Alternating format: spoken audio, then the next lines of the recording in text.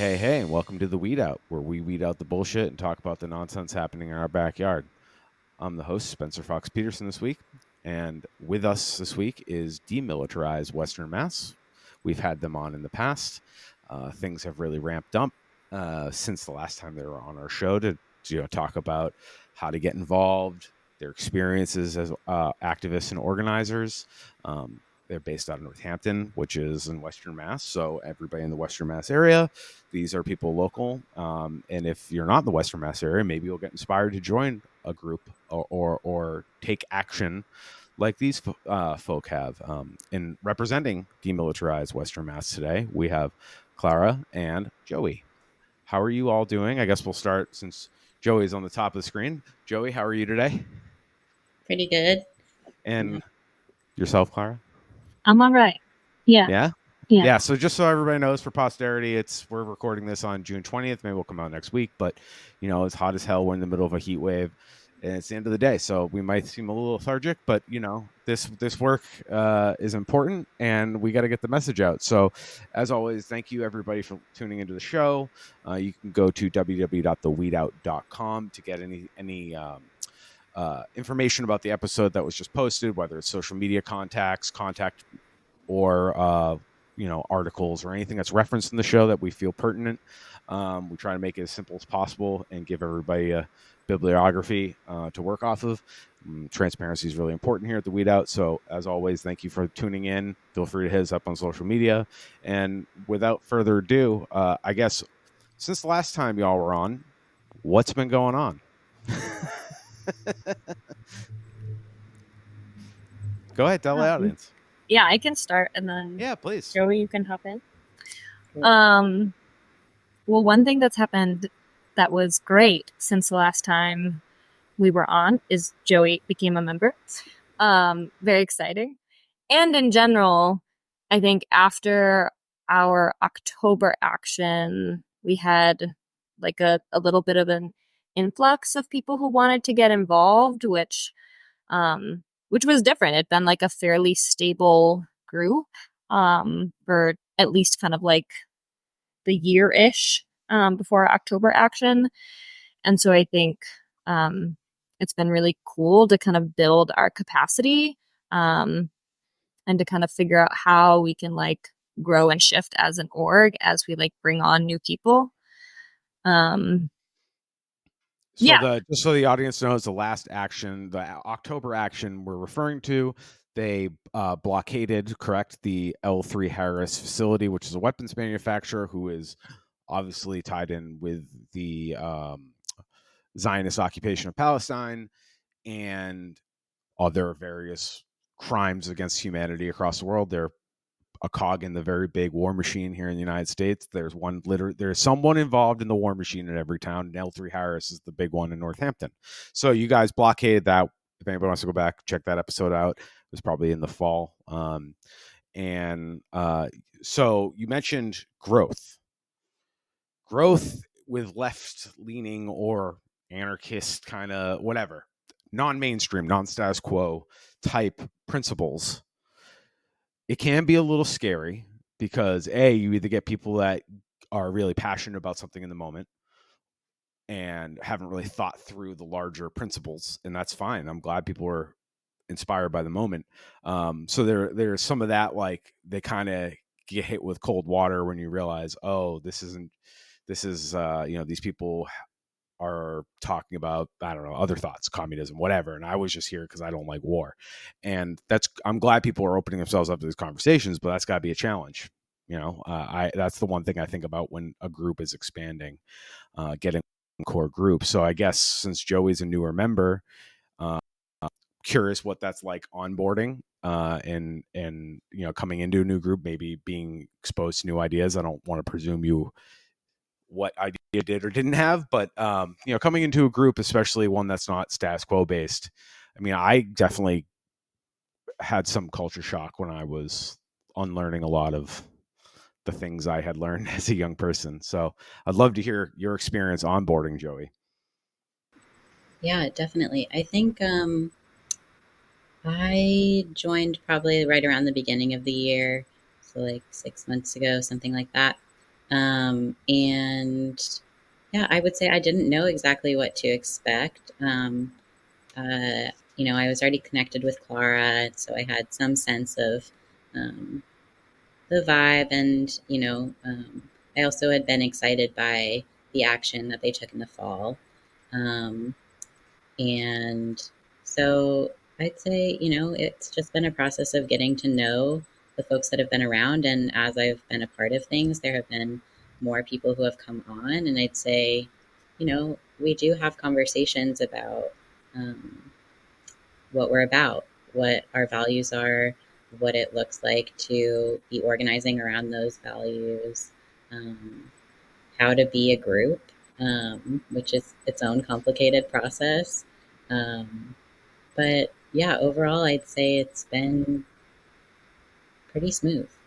Cool. I'm glad that you're able to find some community. I mean, I can only speak for myself here, like the weed out, what Joanna and I have been working on here. I mean, obviously we do other things, but building something, and we just started onboarding other people to co-host. So we have the one of the friends of the pod, Akil. He's done a couple episodes. Our friend Michael's going to do a couple episodes. So it is a little, when it was just Joanna and I, it's kind of like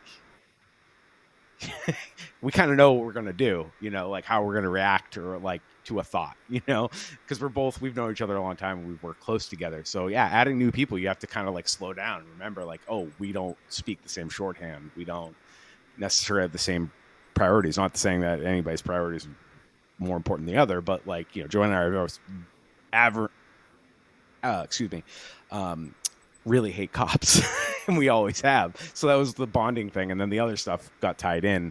But yeah, so working with different people from different backgrounds, you got to like kind of remember, we don't all speak the same language. We got to invent or create a language that we all understand. So I don't know. It's great. I mean, so originally, how big was the group? Would you say October-ish? And then what are you looking at now for active members? I mean, maybe leading up to October, kind of like at the average meeting, there was maybe 7 to 10 people, something like that. And I think now our meetings are probably something more like, I don't know, Joey, like 15-ish? Yeah, something like that. Maybe even more. Maybe even more. And I think, one thing that I have really loved about organizing with Demil is it's a really intergenerational crew. It's like a crew where like people are coming from different places politically, and it feels like there's space for people to come from different places politically, and then to kind of like take on those differences as they're actually relevant to the work, as opposed to like, okay, everyone has to check all of these boxes in order to show up to a meeting.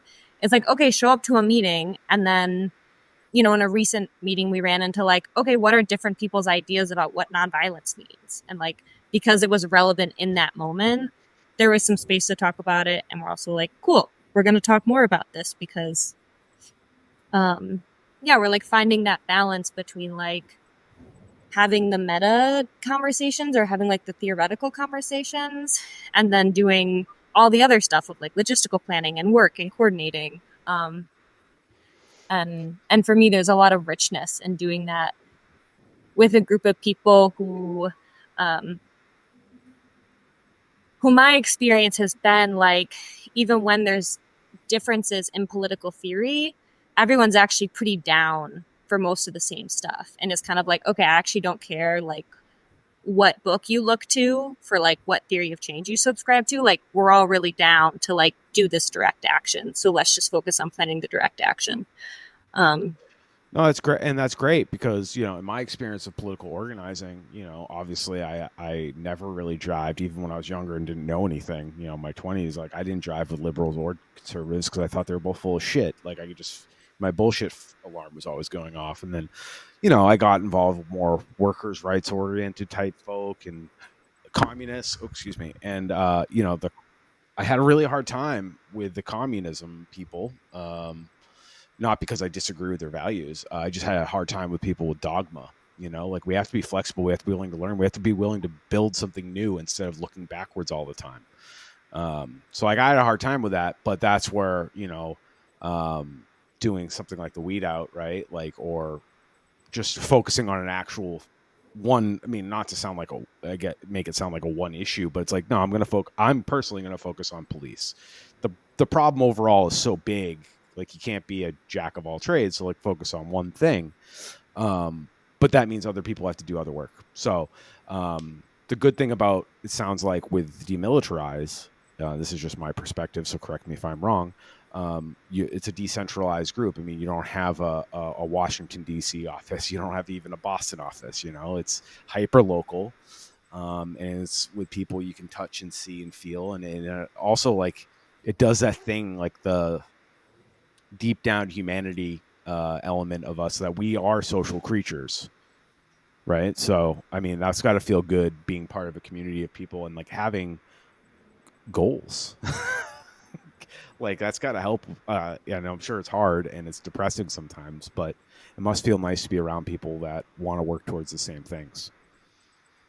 Yeah, definitely. I mean, it's funny because, like Clara said, so many people in this group are all down for similar things. And it is also a group of people that I don't feel I would have necessarily connected with otherwise, which is just like a really cool aspect of it. Yeah, you mentioned the intergenerational aspect, which is great, because older people you may not always get along with, but they've seen some shit. They could tell you what it was like protesting the war and the first Gulf War or the Vietnam War, whatever. Previous issues are just repeating again right now. And then also younger people, younger than us, it's all relative, right? Like they see the world from a different point of view. So they might see a solution that I can't see because, I was raised a cis white het guy. And I just, even though I try to unlearn stuff and try to reprogram myself, there's still defaults in me that, a younger person or somebody from a different background, no matter what the background is, working with them is great because then you see it's like, a simple one would be like when I was working in kitchens, working with somebody that's like 4'10" versus somebody that's like 6'10", which I've worked with both, and I'm 5'10", literally right in the middle, and the whole place is built. I can reach everything. I don't have to climb on nothing. I don't have to bend over, but that whole realizing that everybody sees something different, it must feel rewarding, I guess. Could you elaborate on any of that? I mean, I think for me, one, like it just feels more. I think anytime that I get to organize in a space that feels like a more realistic sample size of like our actual world, it feels like a win, right? Where it's like, like communities involve all of us. And so I want to be organizing with all of us. And that feels like one piece. Another is like, I just think we're so lucky that like there are some people in D-Mill who just like have so much experience and so many skills that it's just like really cool. Like I think all the time I'm kind of just like sitting back and like taking notes, just being like, okay, like that was your experience back in whatever. Like, okay, when you were in DC jail, here's how it was different than like the Massachusetts jail. And just like, it just feels like there's so much, it's such a resource. And then I think too, like the way capitalism works, like folks who are older and are retired have more time. And so like some of our members who are retired, like it's really cool to see just like how much of their lives they're able to and choosing to like commit to this work in a way that also feels like it really like adds capacity to what we do, because there's someone who's available to like, show up early in the morning, and there's someone who's available for like a midday action, and there's, it just feels like really like capacity nourishing to have like a broad spectrum from like students to retired folks. And you mentioned the capitalism aspect, where capitalism, a side effect or whatever you want to call it, or a design, a purposeful design, is to isolate us and to put us in these individual places and and really, really bog us down with either work or health problems or whatever. It really does a good job at that. So this is like kind of the antidote. Not only you organizing directly against the war machine and the bigger machine capitalism, but it's also the literal antidote to the poison of capitalism. You make community with people that, like you said, like normally, in the status quo, you wouldn't really interact with these people, other than maybe it would be your boss, and that's a power dynamic. Here, you're equal. You're here because you want to be here. And you mentioned jail, which I have always can talk about that. But what have you guys done since October, and then what were the consequences?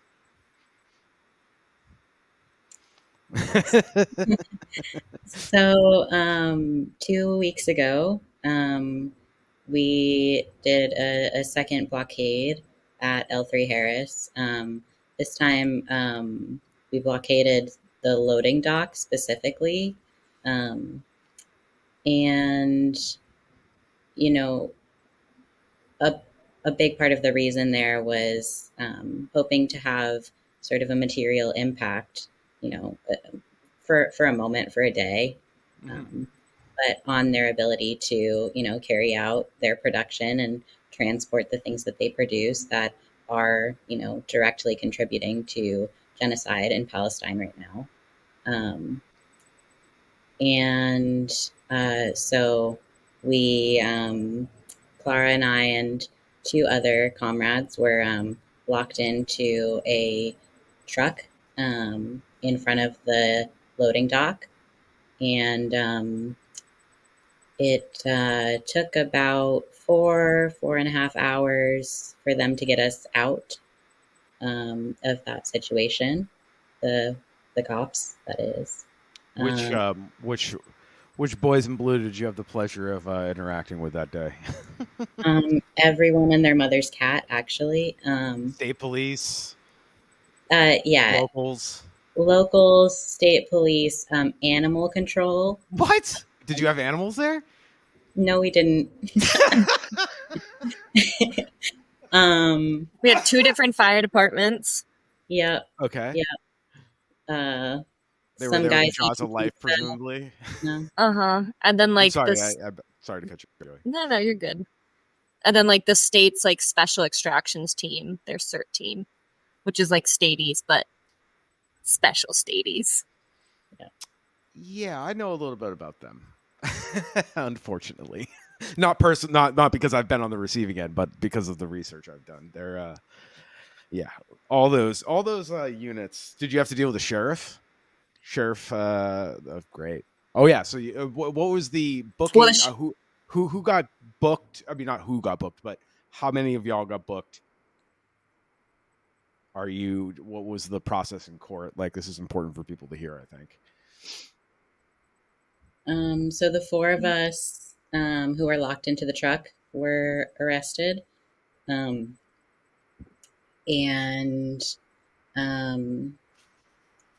we were arraigned the next morning. And I actually don't know all the charges offhand.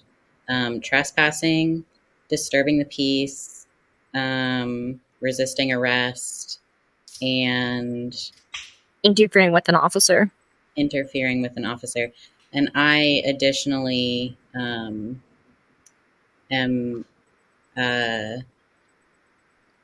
I have a charge, a felony charge of intentional destruction of property.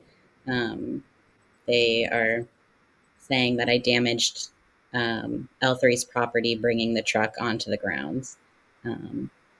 So we have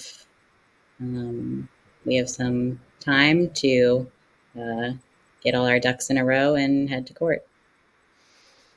Well, kudos to you. I'm sorry you have to go through that machine. It's not easy. And is there any way people who are listening can support y'all? Is there a fund? Is there how can people listening help you? Because this shit ain't cheap. Yeah, I think it's kind of TBD. Mm-hmm. In the past, for our last series of court stuff, Luke Ryan represented us pro bono. We're still feeling into what the options are for representation in terms of like who could represent us and like what might be like pro bono or low bono or full cost.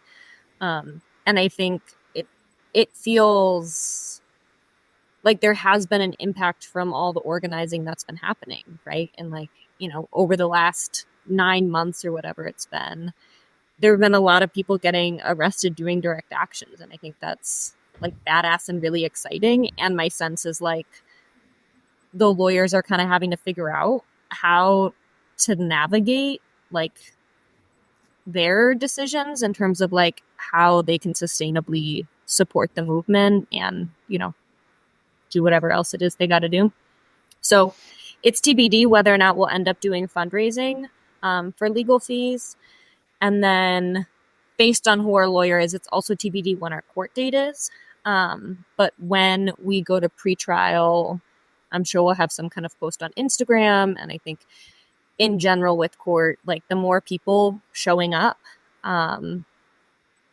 the more likely it is to kind of like have favorable outcomes, just in terms of like showing that system that like there's eyes on it and that people care and that like there's people who would raise a ruckus if like, they try and make examples out of anybody. I think maybe fundraising, maybe showing up, follow our Instagram because both are TBD. And I will gladly make sure we promote that. Maybe we'll have you guys, somebody back on to talk about it if that works. Our platform is your platform. We want to make sure we can lend our hand in any way we're able to. So I guess that's the binding contract I just offered. But I think you're doing great stuff. And it's brave of anybody, but I'm sure you're not thinking about your bravery. I'm sure you're thinking about the people that are being directly harmed. Thus why you have to do direct action. And direct action could look like lots of stuff. But I want you to,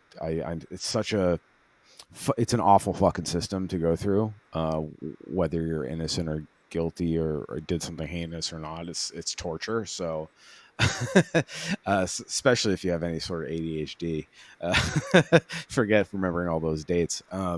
But the there's this Karen Reed case going on in Eastern Mass right now, but like the takeaways are people only care because it's a white woman with some privilege, I guess. She's upper middle class, whatever. But people made such a stink, and because her team got it out there and got the power of the people. Like, this person's likely being framed by the state, and they overcharge to get people to plea. Like the charges you just read off, it's the same playbook. And I talk to lawyers, and I follow a lot of lawyers on the internet, and it's the same game. They overcharge, and they hope you'll just fuck it, lock me up for 30 days, whatever the outcome is. If they want to prove a point, which with protesters, I'm sure they do like to prove points, but sometimes the things they charge you with, the judge just looks at it and is just like, what the fuck is this? Like, they were sitting in a driveway. Sure, they trespassed. Okay, cool. Don't do anything for 6 months. Like, don't be a fuckhead for 6 months. And like, but it sucks to have to rely on that. And, especially when we're talking about such heinous crimes that are being perpetrated by these things that are in our backyard. It's crimes don't equal morality. So I think what you guys risked and are risking is morally justified. At least that's my point of view. So kudos to y'all. And I'm sorry you're going through this, but there's people dying, and I'm sure that's exactly why you all did it. But how were the police with you overall? I mean, you don't want to, I know you have an open trial, but were they reasonable? they were definitely less reasonable than they were last time, is what I'll say. I think there were a lot of pretty blatant efforts to make us uncomfortable in multiple ways. There was a lot of like trying to make us scared in order to unlock, whether it was like telling us that there was like a tornado coming, or like they put tourniquets on our arms, kind of just like creating a sense of intensity. And then they didn't allow our legal observers or our police liaisons to be around in contact with us. They completely blocked us off from view, including blocked us from legal observers' views. New chief in town. Right, which just wasn't precedented, at least in our experience or in some of the other experiences of people who've been doing similar organizing. So, you know, we're all okay. Right. And I think, you know, in October, one of the things that was really dissonant was like how friendly they were and how like accommodating they were and how whatever. And like it both sucked to not be treated so gently or kindly this time. And I think it was like, okay, like the masks are off, you know, right. Like I think without legal observers there and without people recording, there was like a much more honest representation about who they are, who they protect, and how they understand their rights and power. Yeah, everything sounds pretty on brand for them. And that is, when I say reasonable, to me, that's as reasonable as it gets with them. And it's still unpleasant. And I am not shocked. Like, I think the changing, I don't know if they have an interim chief. I can't remember. But Chief Casper's gone. She was the chief during October. So that shows the tone change. And there are some, I mean, it's known fact. There's this guy named, I don't know, Borowski. Are you familiar with this guy? He works for the Northampton police. Dude's a menace to society. And now he was one of the most senior people. So it's like he may not be chief, but he has the respect of everybody in that building, you know, under him. He's like a sergeant or a lieutenant. And it's just like, it wouldn't shock me with the interim or the new chief, that attitude taking over. Because he famously butted heads with Chief Casper. So that's just like the internal that's my perception of the politics of the Northampton PD. I really despise the Northampton police more than most, just because it's like there's no need for this in this town. Like, people are relatively chill here and understand there's a lot of abolitionists in this town, and it's kind of despicable that we haven't been able to push them down. Sorry, I'm opining. I have it out for them because they kind of do. What's that? I think it's despicable everywhere. You know, it's despicable everywhere. But I just feel like if we can't get a win in a place like Northampton, not a win, but if we can't get reason in a place like Northampton, my city, Holyoke, will never, ever, because we need positive examples. And unfortunately, a place like Holyoke, people are dug the fuck in. Like, the pro-cop shit in Holyoke, it's crazy. Northampton, there's at least a community of people there, and it's mostly understood that, like, yeah, we're not really, you know, we're liberal here, you know, we don't love the police. But yeah, I guess you're correct to point that out, Joey. It's despicable everywhere. Sorry. Go on. Go ahead, Joey, and then I'll do my plug for something related. But you go first. Well, just to add to, I think, you know, like, abolition is like not just one thing, you know, it's like, it's a whole process, and it's the process of not only unraveling and like, you know, deconstructing institutions like the police, but it's also about, you know, like building a community that sustains itself and that's able to like take care of conflict and able to like navigate differences of all sorts and, you know, of all different proportions. And I do think that this kind of organizing, like, it's not like a walk in the park, and it's not perfect at all, but it is an example, I think, of what it looks like to be building a community that is disruptive and also creative, and whose aims ultimately are about being able to be connected with each other in a way that's sustaining for everyone. So just want to throw that out there. No, that's abolition, as you said very very eloquently and astutely. I also I think what I hear, and I say this in some variation myself, you have to make these institutions irrelevant. We can't just smash them. We have to build up institutions and community more than institutions. But we have to figure out a way to solve our problems, de-escalate, and without involving the police, make them irrelevant, and we can make capitalism relevant. We're on the road to abolition. So you're absolutely. I'm so glad I met you tonight, because I think you said it better than I could ever say it. So thank you so much for coming on an abolitionist podcast and saying that. That's a very great point. And Clara, you said you wanted to plug something, so please. Yeah, just speaking of like abolition in Holyoke, and so I organized with Demil, and then I organized with Neighbor to Neighbor in Holyoke, which to me is like a really sweet, like they just feel really complementary in a sweet way. But in Holyoke, we're trying to set up a police commission, and the police union here is like so entrenched, and a lot of people feel like the police are like their only source of safety from things that feel scary.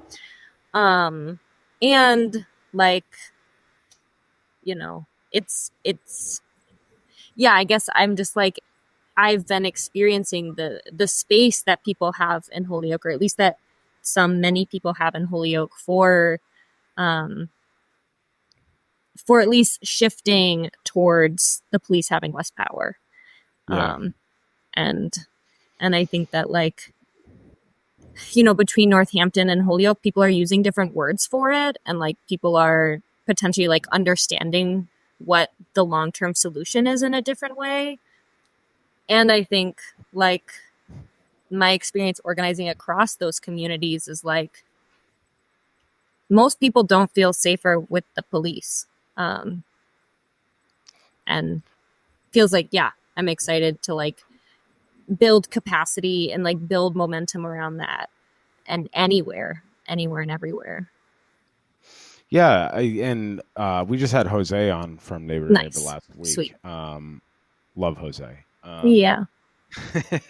And he has such a good way about him. And I don't know him well, but we've conversed about abolition and other things multiple times over the last since 2020, so 4 years. And every time he's just such a great guy. So if anybody wants to, I guess I know this is demilitarized, but reminder, go back and listen to Neighbor episode, and or organize with Neighbor. They're in Holyoke, they're in Springfield, they're gonna be in Worcester, I think he said. Mm-hmm. And then what is he? Lynn. Lynn. So anybody listening in Massachusetts, Neighbor is a great organization to get involved with, get to know your community. Very focused on lots of things, but it's all about people. So like in Holyoke we have landlord issue. I mean, most places do, but Holyoke's pretty egregious. And without Neighbor, we wouldn't be getting close to an office of tenant protections. And I'm not saying that's the silver bullet, but it's something we gotta try other things. And they're working on the police commission too. What are you at? You guys are at like the point where you're doing surveying, right? Yep. On the police commission.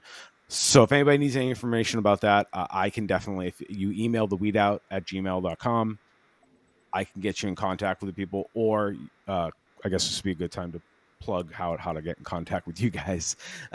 Sure. What's the best way to reach out for you guys for organizing, or just see what you guys do to maybe inspire themselves in their own community? We have an Instagram, which is at Demilitarize Western Mass. That's where we'll post kind of like actions, updates, etc. And we also have a link tree in our Instagram bio where people can fill out a form if they're interested in organizing, or if people just like have questions. probably messaging our Instagram is the quickest way to get a response. And I will post all that on the show notes. So I'll post the link tree and whatever that you just mentioned. So that way, if you're listening and you want to get in contact with them, please go ahead and, and if it's just picking their brain on how to organize, I'm sure they'd be happy to help you. Absolutely. Because it takes a village, the internet's a great place. It can make you feel lonely, but make you feel, in community. And, not knowing what the fuck I'm doing with a podcast or any sort of media stuff other than being a consumer of it, there's other people doing it that I've talked to online. And, especially in this sphere, like, how do you deal with this? How do you deal with that? Or what service are you using to, stream or to edit, or it's great to just don't feel, just ask people, just ask. Worst thing they say is no, right? Yeah. Also, that kind of brings up something we've been talking about in Demil, which is like, there's momentum right now. People are mobilized in a way that's like really cool to see and really cool to be a part of.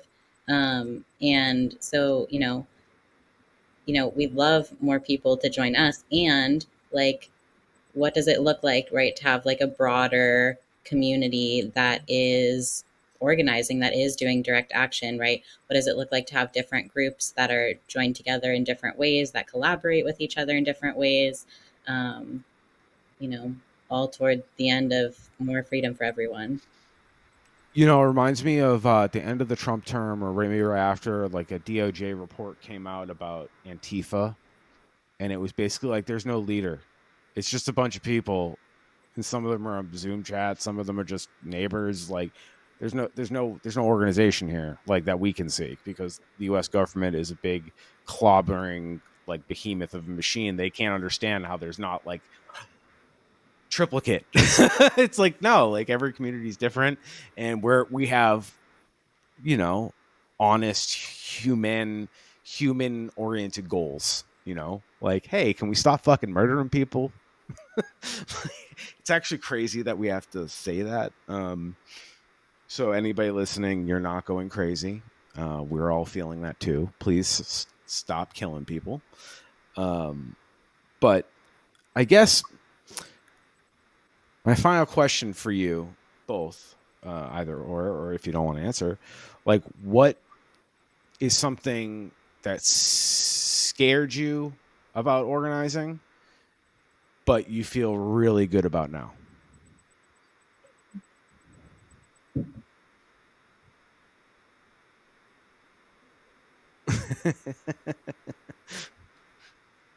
I don't know. I need a second to chew on that one. Well, in the meantime, I will plug the website, www.theweedout.com. Go there, check the links to the show. Always good to remind everybody at the end of the show, I do a segment called Ghoulery and Tomfoolery, where I or whoever else is on the show react to an article. You guys are invited to do that with me today, but if you're on a time crunch, you do not have to do that with me. It's fun. It's usually something absurd. It's usually something relatively local, and we talk about, is it more ghoulery or is it more tomfoolery? So now that I've vamped, does anybody come up with an answer to my question, or is it a bad question? It's okay if it's a bad question. No, I think it's a cool question. I have like a semi-answer. Okay. I don't know. Joey, did you come up with anything? I'm working on it. Okay. All right. You keep working on it. Also, if it's too exposing, don't say it. Just say, I don't feel like this is not this isn't the no spin zone. I feel free to do whatever you want here. What's your thought? Yeah, I feel like for me,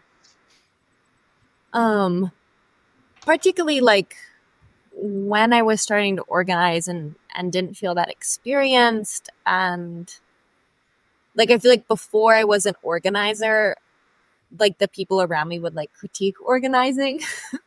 And so I feel like I was around a lot of like critiques of like, oh, like this is the wrong strategy, or like this was the wrong thing to do, or like, oh, like this is the thing. They just felt like there was a lot of critique. And so I think when I started organizing, there was a lot of fear around like doing it wrong. And just like, oh, I'm going to like yeah, I'm gonna like mess up, or like what I'm doing isn't gonna be effective, or like the strategies we're using aren't gonna be like the best strategies. Like there was this real sense of needing to like optimize, and that there was kind of like a best way to organize, and that like whatever I was doing, it like had to be the best. Um and I think sometimes I will still get in my head about that, and it'll still feel scary to like take a risk and try a new strategy and be like, maybe this is going to totally flop. I don't know. Maybe in hindsight, I'm going to feel really stupid for doing this. And I think I do have a lot more space for like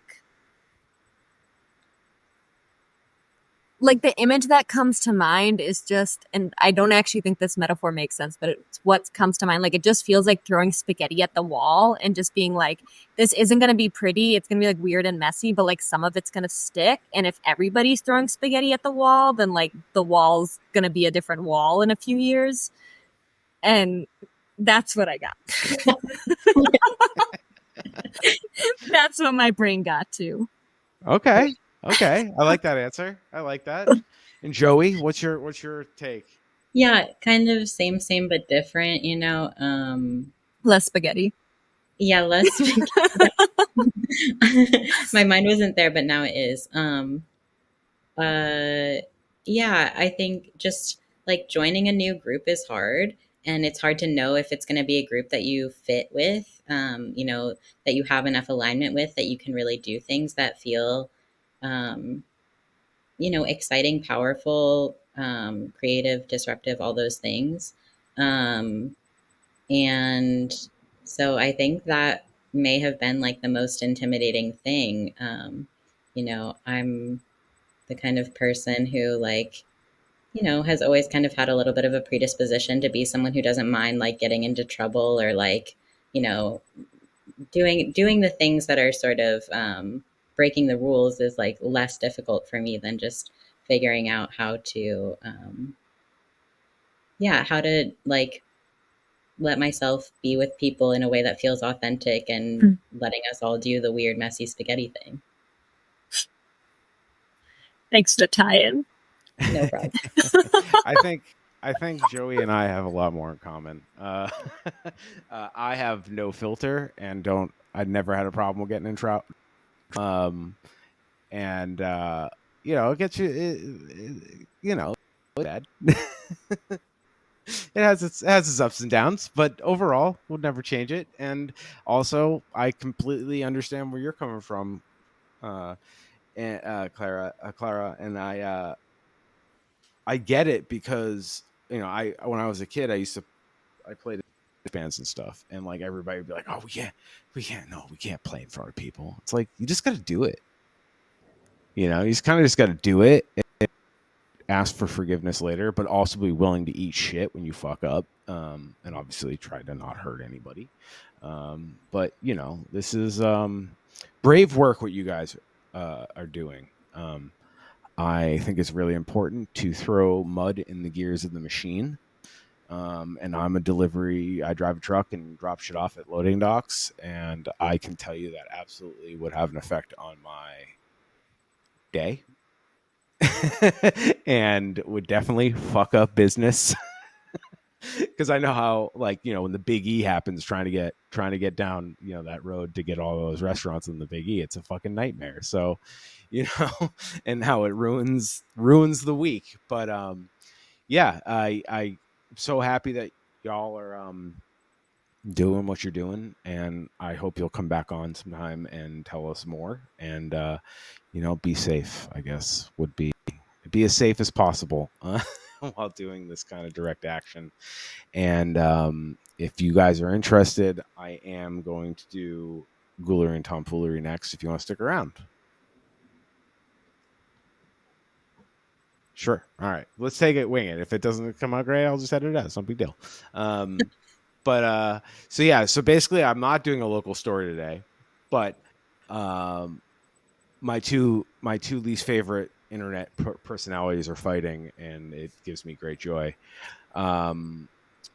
Basically, I don't know if you're familiar with Nick Fuentes. He is an alt-right weird sect of Catholic, the same sect of Catholic that the Conways and fucking Clarence Thomas is in, Supreme Court Justice. Like these really fringe Catholics. I grew up Catholic and they freak me the fuck out. Anyways, AOC has been criticizing, and I really dislike AOC too, because I feel like she's talking out both sides of her mouth on this genocide stuff. So she got a pissing match with him on Twitter, and they both look like assholes. So that's the gist of it. I just want to hear y'all's take on, the enemies are fighting. My take. I'll go first to give you a little take. I feel like even Drago in Rocky, where I'm like, if they die, they die. Like I do not fucking care who wins this argument. I do not care. I hope they both lose. Like I hope they both have egg on their face, because engaging with a far right lunatic, to me, it's like, why you're a sitting representative in Congress and you claim to be against the far right, and you're platforming this freaky like 21-year-old kid that thinks women should be, slavery should come back. Like he said some wild shit and he truly believes it, and he's got a huge following. So I guess the whole point of the segment would be ghoulery.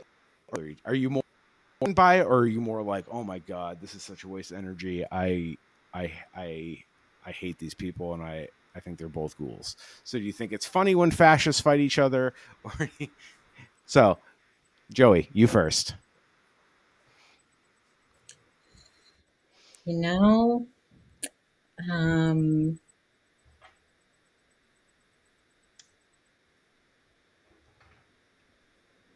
Maybe an unpopular take, but I think, anything's game in that, I'm someone who, has these values related to abolition that we've been talking about and all of that. And, I still grew up in this world, I still have my own like things that I've internalized and that I'm working with. And I think that's true of everyone. And so, in a way, my interest is like, what is actually going on with these people that they've gotten to this place? Because I don't think I'm not them, but I'm also like not entirely separate from them, because I don't think anyone is, because we're all here. So maybe that was too much of a serious answer. No, not at all. You're allowed to. This is the weed out. We all speak our mind here. So if you're feeling, and you're right, I do think that seeing their humanity is important, because when you start dehumanizing people, well, that might be a little far for me, but I do think, I'm interested in like how we've all gotten to the places that we are, which maybe is a little off topic, but I do think that it ties back into like how we organize ourselves, how we build relationships and community and all that. I love it. I love when people see, without Joanna's we're sorry, my wife calls it me and vinegar. Like the person that's like, wait, stay on track, dude, and then me, who is like, ah. So your take on ghoulery and tomfoolery is more like, wow, how did this happen? And I wish it wasn't this way. Yeah. That's a great attitude, and I love it. Okay, Clara, your turn. Ghoulery or tomfoolery? I think ghoulery, ? If I had to pick one, we don't believe in binary choices here either. So you can pick both or none. As Joey said, fuck that. I don't even. I reject the premise respectfully. I mean, I guess my thoughts are right. Like, for me, as someone who, I think everyone, right? Like, there's so many things that are grabbing for our attention. And I think that, like, stuff like that is such an attention grab for many people. And I think that I'm someone who just like, my bubble has to be small, and like it's really hard for me to like think about like the macro stuff, or to kind of like, it just feels like a an energy expenditure that I can't afford, and that I think actually many other people can't afford to care or to pay attention. And I think that like whatever energy is getting put into like caring about their Twitter fight, I guess I'm just so much more interested in where else that energy could be going when it comes to like, okay, like where's like the conservative values showing up in your life, and like who do you know that's like transphobic, and like it just is like there's so many places for us to put our energy that are like within 2 miles, that I just like I think personally have a little bit of an aversion to like caring, although I'm glad that some people do, because I think someone needs to. It just can't be me. Yeah, I mean, I'm very, I have my selective folk and traditional Catholics. Like it's my trauma. I won't lie to you. I want to see them fail so bad. I don't want to see them hurt, but I want to see them crawl back under a rock. So I get, that's why that was a personal one today. Normally I I think don't there's even, a lot of people that we but would benefit from seeing fail. yeah, but There's a lot of people also with really awful agendas. I also wanted to. You made a great point about bread and circuses. I mean, it's essentially it's another distraction. It's another thing that sucks our, that attention could be spent on something. Even it doesn't even have to be work or productivity or an action or learning. It can just be enjoying something. You could be eating an ice cream cone. So yeah, it's hard to like. Yeah, I don't. It's that's why I like the Kardashian stuff. It's like, who cares? What is this? Like, it's a whole industry of why are you watching this shit? It's completely fucking brain dead, dude. There's nothing there. It's a complete distraction. But then again, like people who are consumed with politics, it becomes their version of that. It can also consume you, and you lose the big picture or the little details. You just kind of get lost in the sauce with that shit. So I guess it's all ghoulery.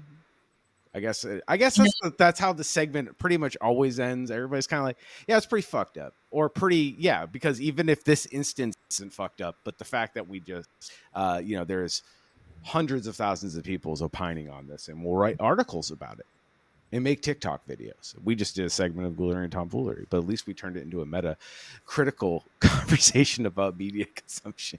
So You know what Joey, I think is the middle ground? what's that? Hot moms for Palestine. Okay. Yeah, we Everyone can loves buy that. Oh wait. Yeah. Okay. Um, I'm just learning about this right now, and I feel like now, yeah. I mean, I don't know much about the cause, but I feel like I like all the words there. yeah, yeah. I mean, that's really like all that it's about. But I'm sure there's one in your neighborhood, if not more. Um, and we decided that they were with us in spirit in our action. We painted "Hot Moms for Palestine" on the hood of that truck. Yes, I Um, did see that. Okay, so I have heard of this. Okay, yeah, yeah. because I So, saw both. but yeah, Um, I think that's when it comes to media consumption, "Hot Moms for Palestine." I'm and I so in. assume they have snacks. Hot Yeah, moms. They yeah. have Moms snacks. usually have snacks, I think. I mean, that's Especially the hot really, ones that are for Palestine. you got snacks in there. Had me at snacks, but and anytime we can give the middle finger to the machine, it's a good time. I see my job is to drive up and down the roads. I see cops on there. Like I'm coworkers with these fucking people, at least the traffic duty ones, and they're the worst. I get pulled over that by the DOT. It's random. There's no rhyme or reason. They can't know it's me in the truck, so it's nothing personal. Because we all share trucks, and there's a bunch of trucks. So, but yeah, they're not fun to deal with. They suck. Like, Just this is always unpleasant. It's like, why? Why does it have to be like this? You're here to make sure this machine is safe. Why do you have to give me an attitude? The machine's safe, right? Cool. All right, then we can move on. No, you got to ask me 10 more questions and be a dick about it. Yeah. I got fish rotting in the truck here, so I kind of want to move. And that's my rant for the day. So thank you very much for listening to me. I love what you guys are doing. Please come back on the show, and we'll link everything in the website on the episode notes. So anybody listening, just if we mentioned something you wanted to go see their link tree, please check them out. If you're in the area and you're looking to organize Demilitarize Western Mass, they're doing cool stuff, and they're building community. So if you're looking for community and with people with who value human rights, you guys are the right people to maybe see if they fit in. Do you guys have any final words for the audience before we sign off for the day? Just that we're here to be a resource. I think like a part of our work is like, targeting the stuff that we target. And another part of our work is like coalition building and community capacity building. So there are ways that we can be of service to other people who are, trying to head the world in a similar direction. Just, we want to be a resource. And Joey, do you have anything you'd like to add before we sign off? No, I'll just echo that. That was great. Well, it's a pleasure having you on. Again, thank you so much for doing what you do. And everybody, if you need anything, you can always reach out to us at theweedout@gmail.com. We appreciate you. Love y'all. Keep weeding out the bullshit. And we'll see you on the other side.